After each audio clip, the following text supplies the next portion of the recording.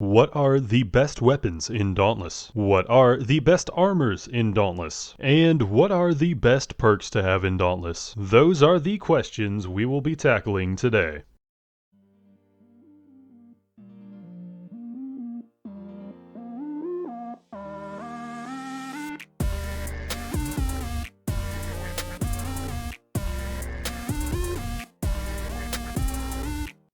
Hello everyone, my name is Trevor, I go by TheMrTrails, and welcome to the channel. It's about time that I remade one of the videos that pretty much started it all. What are the best weapons, armors, and perks in Dauntless? And there are reasons that it needs to be remade because quite a bit of the game has changed since that video. We not only have some new weapons, armors, and perks to go over, but we have some changes to already existing ones that may make its ranking from the previous video change. This video is going to assume no prior knowledge, so there's a lot of explanation to go over. And with all of this explanation, this is going to be a really long video, so if you find this video helpful to you, consider leaving a like on the video, and perhaps consider sharing this information with others who are newer to the game of Dauntless or might just want to know this information. So before we get into what weapons, armors, and perks you should use, we should go over what exactly matters when it comes to a Dauntless build. Power is our first very basic measurement of how strong a build is offensively. Your power rating is mainly determined by your weapon skill level, as well as the tier of the weapon you are using. Weapons are crafted into one of 5 tiers, depending on when that behemoth is first available to fight. Tier 6 being for power surged weapons. Whether you power surge a tier 1 or a tier 5 weapon, all power surged items instantly become tier 6. A weapon will provide 20 power multiplied by whatever tier level it is, meaning a tier 6 weapon will max out at 120 power. Your weapon skill level is a number between 1 and 20, and whatever that number is gets multiplied by 20, as well as having a 20 base power rating, for a maximum of 420 power coming from your weapon skill level. And there are some small additional bonuses that can be added to your power through the Slayer's Path. How power translates to damage dealt is the game takes the difference between your power rating and the behemoth's power rating and adds a multiplier to your attack damage based on that value. So if you've got 540 power against a 490 power behemoth, you'll deal the same damage as if you have 100 power against a 50 power behemoth. The next main thing that matters in a Dauntless build are perks. Perks are additional modifiers to a build that can serve a variety of purposes, such as extra damage, attack speed, reducing damage you take, and much more. Perks are divided into 5 categories based on what they do. There's power, technique,